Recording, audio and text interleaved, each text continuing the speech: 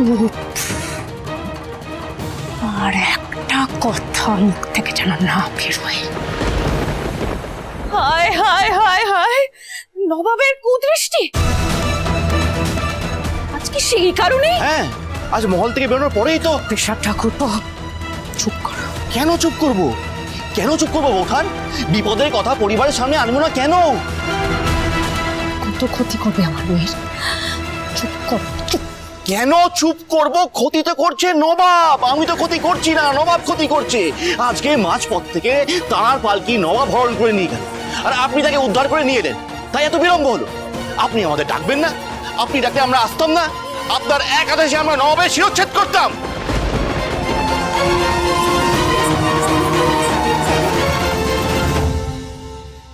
ও মা গো মা, হ্যাঁ এ কি অলক্ষণে কাণ্ডি।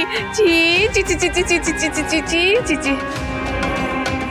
এ কি কথা, এ কি কথা শুনছি? ওগো শুনছেন?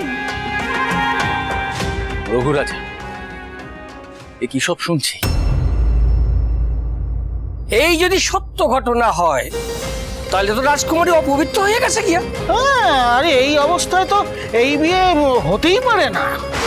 কি বলছেন কি আপনারা? তার মানে আমার মেয়ের লগ্ন ভ্রষ্টা হবে?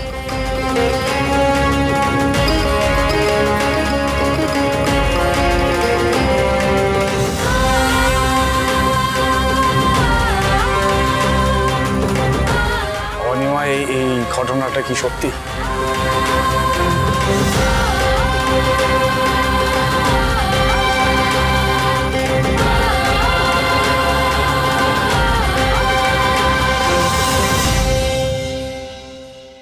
শুনলেন একজন মায়ের হাহাকার? মুখ ফুটে হ্যাঁও বলতে পারছে না। ঠিক আছে, বৌঠানের হয়ে আমি বলে দিচ্ছি, এই কথা সত্য। তাহলে এই বিয়ে অহনি এখানেই বন্ধ হোক। হ্যাঁ,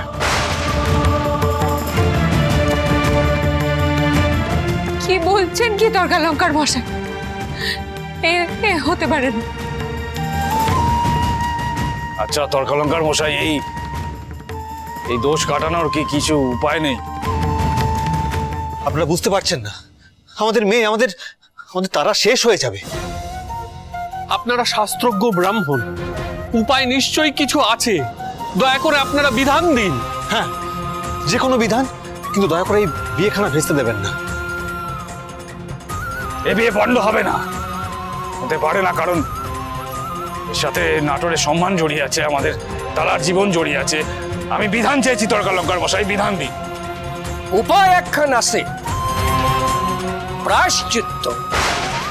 কঠোর প্রায়শ্চিত্ত করতে হইব, তারপর এই বিবাহ। এই